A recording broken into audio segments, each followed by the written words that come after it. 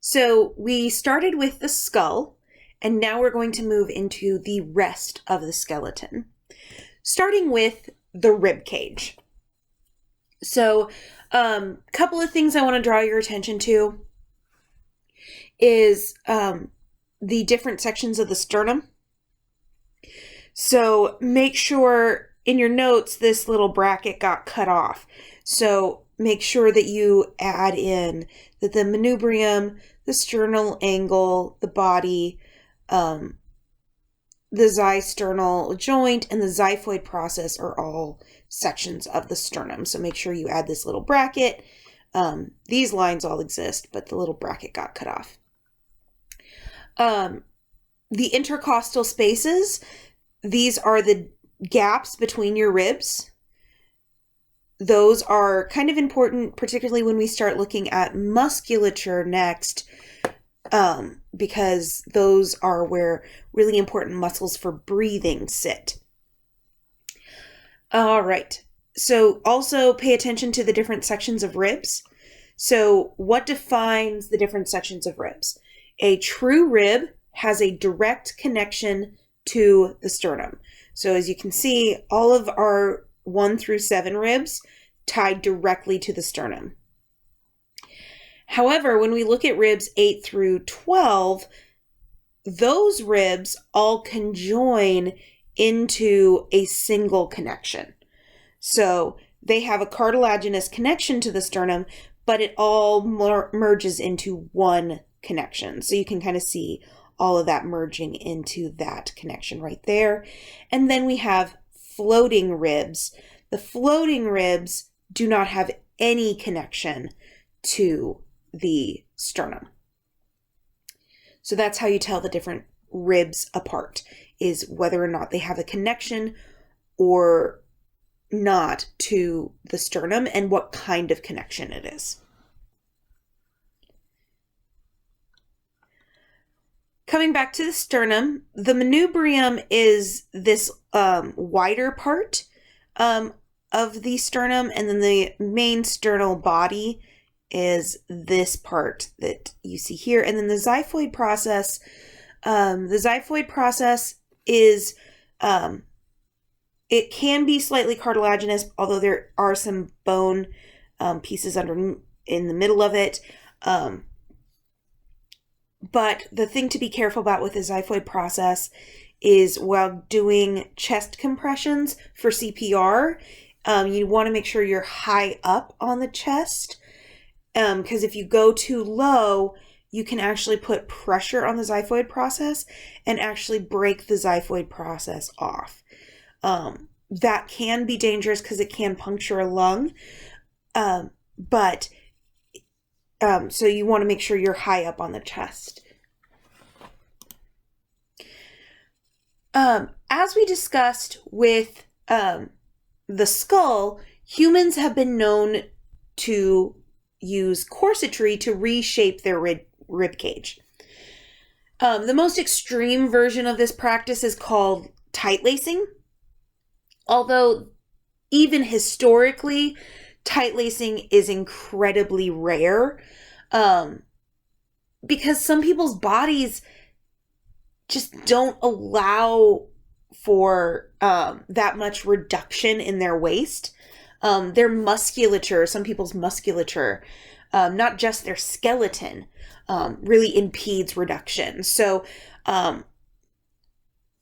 this is just kind of showing you the difference between normal corsetry, and you can see here the rib cage is basically staying in its normal position. There's really nothing changing about the way the ribs are oriented. Whereas here, where we see tight lacing occurring, you can actually see the rib cage is squeezed, and you can start to see that the floating ribs are being pointed down in order to achieve that really narrow waist look. Like I said, some people's musculature doesn't even allow for tight lacing to occur, not just their skeleton. So this practice of tight lacing wasn't extremely popular even historically. And this is one of those few times where, like, the skeletal shaping that we're going to talk about is not permanent. The minute you take off the corset, your rib cage is going to come back to normal. It's not going to be permanently shaped like this. So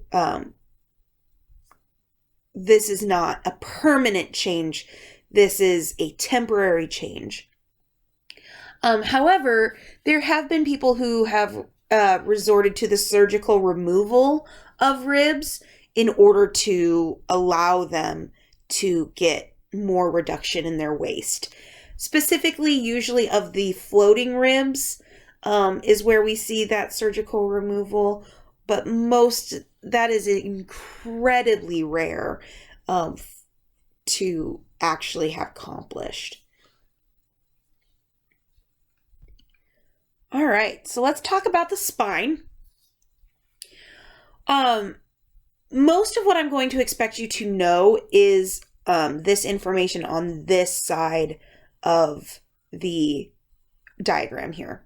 So I'm going to expect you to know the sections of the spine, how many vertebrae are in each section, and then how we label them, which is with the first letter of the section's name, and then just a subscript number to indicate which one we're talking about. There is some information over here I'm going to expect you to know, but I want to go through these sections first. So the next section of the spine is called the cervical curvature. This is the first 7 vertebrae of the spine. And then we have the thoracic curvature. This is through the chest. If you remember your cavities, the thoracic cavity is your chest cavity. And this has 12 vertebrae in it. Then we have the lumbar curvature. This is as we are approaching the hips, and this would be at the back of the abdominal cavity. And then we have and this has 5 vertebrae. And then we have the sacral curvature.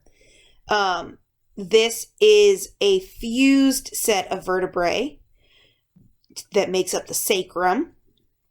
You will also hear it referred to as the sacrum. Since it's a fused set of vertebrae, it'll sometimes be referred to as that name. We also have the coccyx, which is what we call the tailbone. And again, it is fused vertebrae. And these are at the back of the pelvis. So what do you need to know on this side of the diagram? So you are going to be expected to know the first 2 cervical vertebrae. Their names are atlas and axis, and I'm going to show you these on the next picture. So don't worry about labeling them just yet. And then I'm going to expect you to know what an intervertebral disc is. I'm going to expect you to know that in between each of our vertebrae, we have a cartilaginous disc called an intervertebral disc. So let's talk about atlas and axis. So atlas supports the skull. It has these fossa here that support the skull, and then axis has this dens, and this dens is the pivot point for the skull. So this is where the skull actually pivots. The skull and atlas kind of pivot as one, and they pivot on the axis vertebrae. So you should label your C1 and C2 vertebrae atlas for C1 and axis for C2.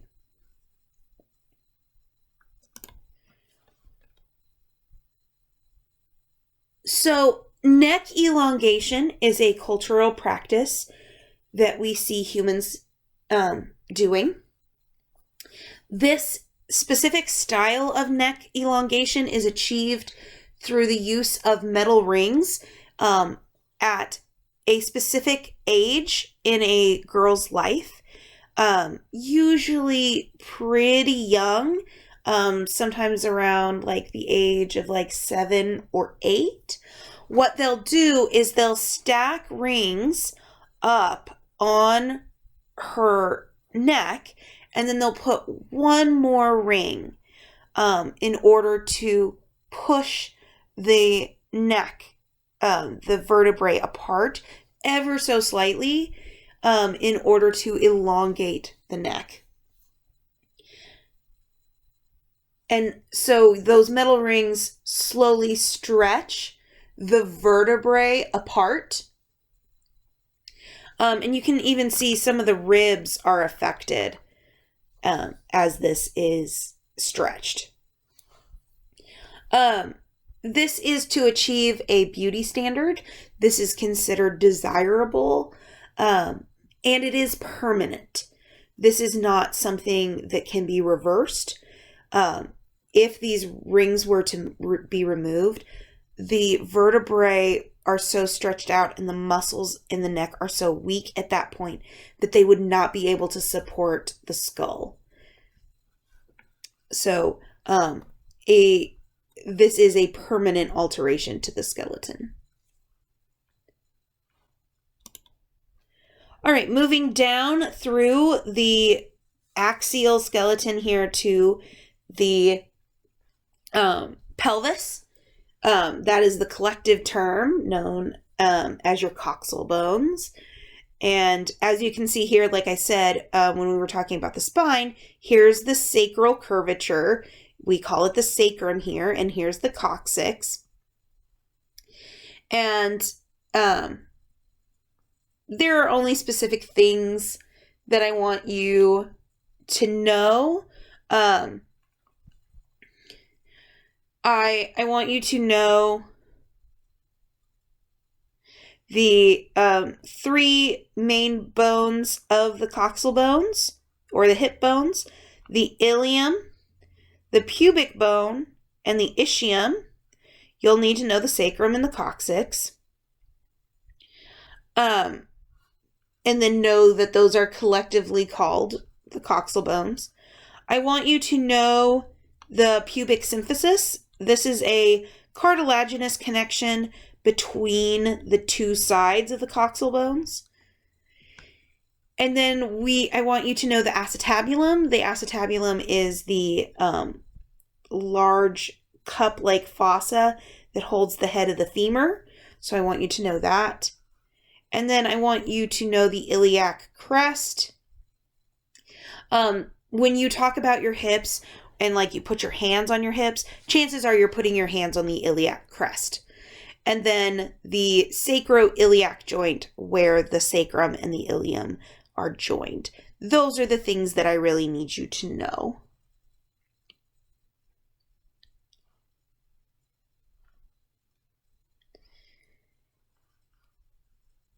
Just some interesting information. So, this diagram here is showing you the pubic arch. There are some slight differences between like the pubic arch angle between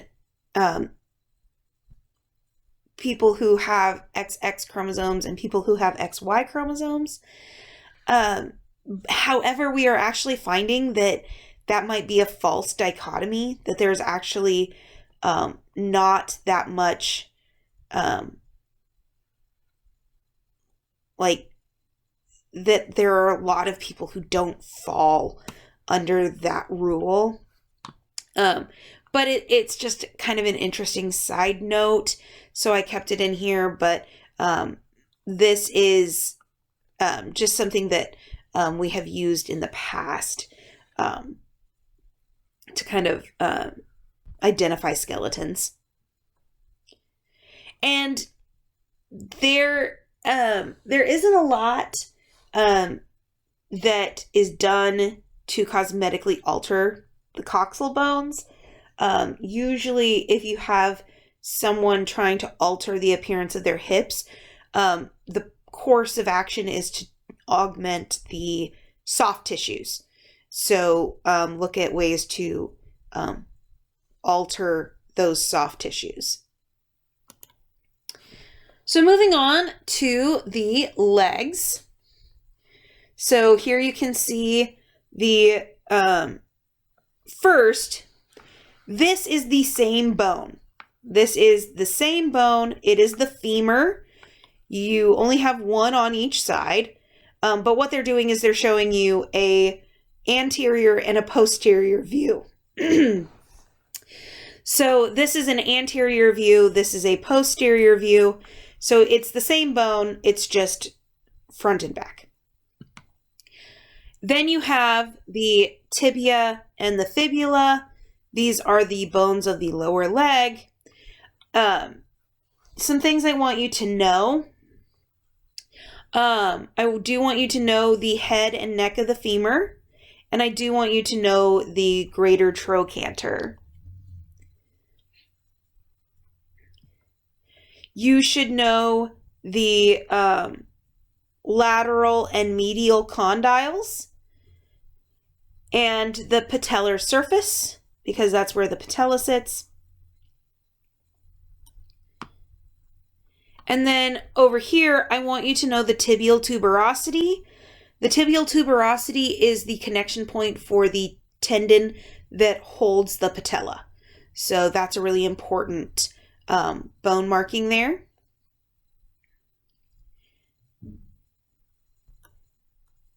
And then I want you to know the lateral malleolus and the medial malleolus, because those are going to make your ankle. So I want you to know those two.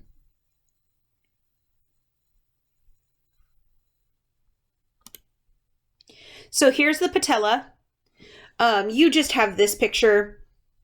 I'm not worried about you necessarily labeling the base and the apex. I just want you to label the patella. I need you to know that the patella exists. It's your kneecap. You can see where the patella sits on the knee. That's why I had you label the patellar surface. So that's all I need you to know there. People have been known to utilize limb lengthening surgery on their legs. Basically, this makes an artificial break in the limb and then forces the bone to regrow to fill that space, thereby lengthening the bone. So you can achieve longer legs through the use of leg lengthening. And then we have now we have the foot.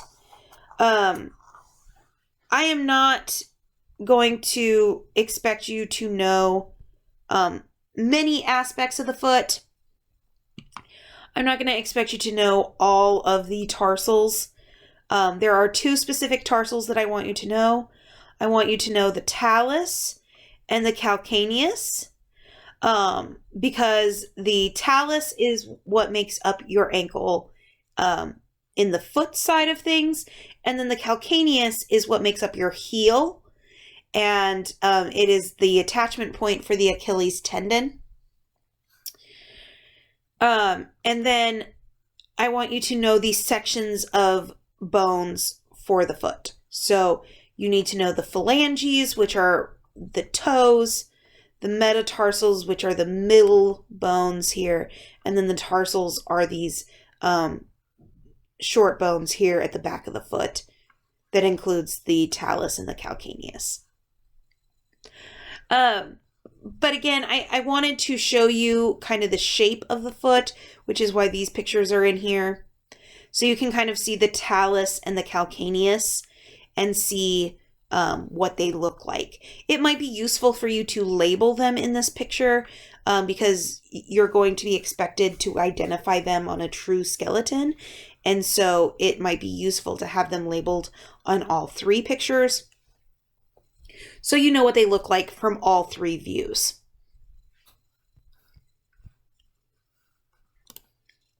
And so I want to talk a little bit about foot binding. This is a cultural practice that requires the breaking of the phalanges and the metatarsals in order to form a very characteristic lotus bud shape.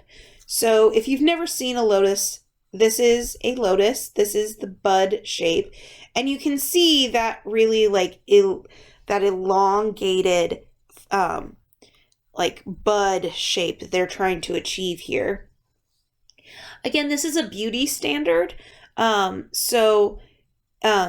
The idea was to get really attractive feet.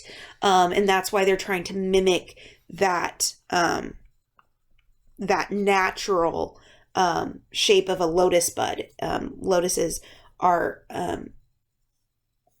incredibly special in this culture. So in order to achieve this, and this is the skeletal underpinning. So this is a normal foot. This is someone who's had their foot bound.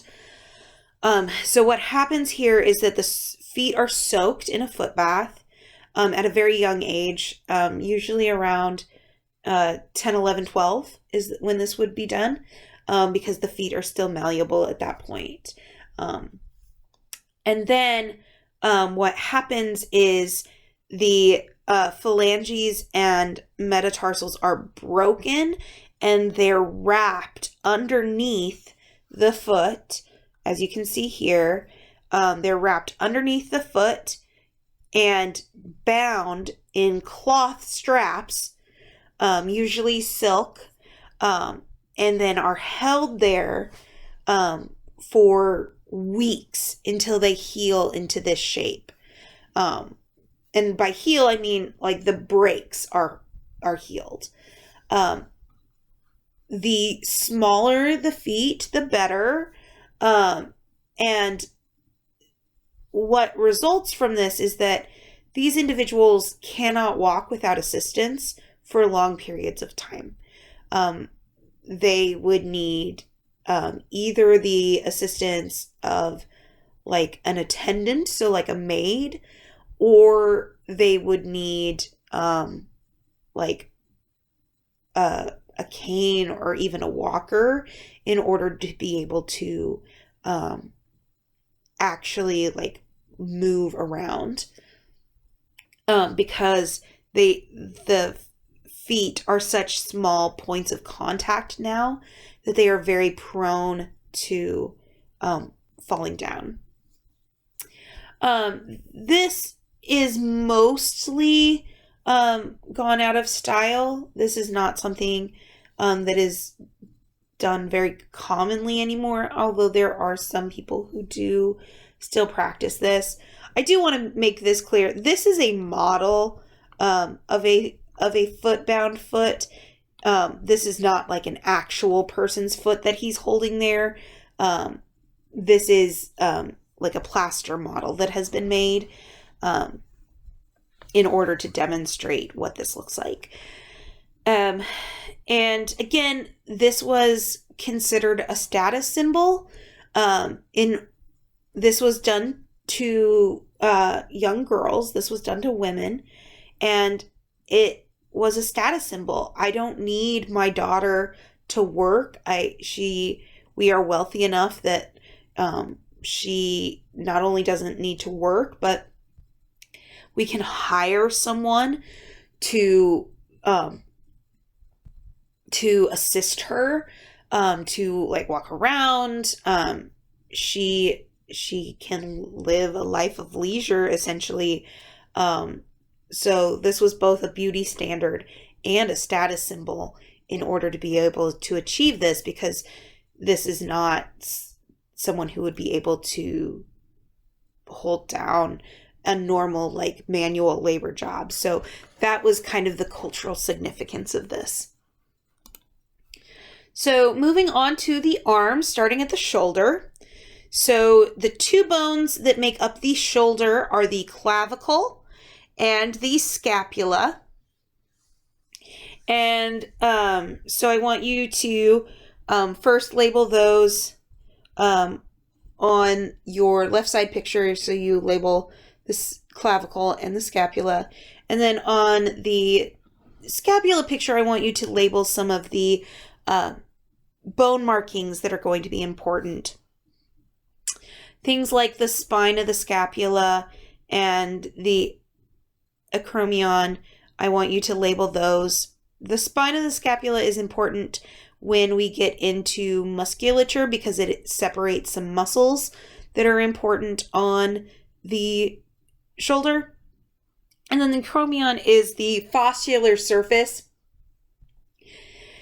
that the head of the humerus sits on in order to allow for the shoulder joint to take place.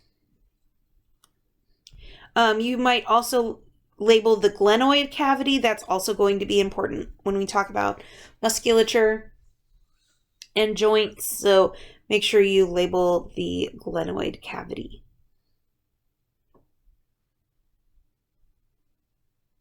Alrighty. Let's talk about the bones of the arm. Oh, I do want to mention that the clavicles can be lengthened or shortened in order to change the shape of the shoulder. The clavicles can also be made more prominent. So what I mean by more prominent is some people have collarbones that kind of like stand out from their chest. And that can be considered very beautiful. And so in order to achieve that, you can actually like pull, you can kind of like build up some tissue underneath the clavicle to make it stick out underneath the skin some. So you can in fact lengthen or broaden your shoulders by lengthening the clavicle, or you can shorten your shoulders by shortening the clavicle. And then now we'll talk about the bones of the arm. So first, just like with the femur we saw in the leg, you have the humerus here, but it's the anterior view and the posterior view. So these two bones are just the humerus. I do want you to know the head of the humerus. I do want you to know the greater and lesser tubercle. I do want you to know the neck of the humerus, just so that you can kind of see the similarities in structure between the humerus and the femur. I do want you to know the epicondyles, the medial epicondyles. That would probably be good to know. And then you have the radius and ulna. The ulna is what's going to make up your elbow. The radius actually sits down a little bit further and just is not directly involved in making that elbow. I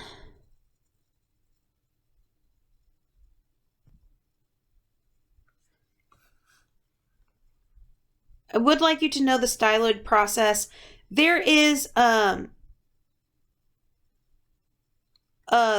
radial crest is one I will expect you to know. It's actually hidden behind all of these tendons here. But I will show you that one in class. And it's just on the interior side of this. And then we move on. Also, arm bones can be lengthened. So just like we saw with the leg, you can lengthen the arm through surgery. So arm lengthening can also be accomplished. And then similar to what we saw in the foot, my biggest thing about the hands is knowing the different sections of the bones. So I want you to know the phalanges make up what we think of as the fingers, and then you have the metacarpals that make up the palm, and then the carpals that make up the wrist. And there are a couple of carpals that I expect you to know. So I expect you to know the lunate, and I expect you to know the scaphoid. And then I expect you to know the trapezium and the trapezoid. So these four bones right here are the ones I expect you to know. And that is going, you can also have your fingers lengthened.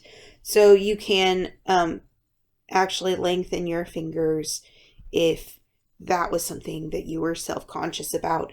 You could have your finger bones broken and then extended in order to achieve longer fingers. And that is going to round out our notes about the skeleton.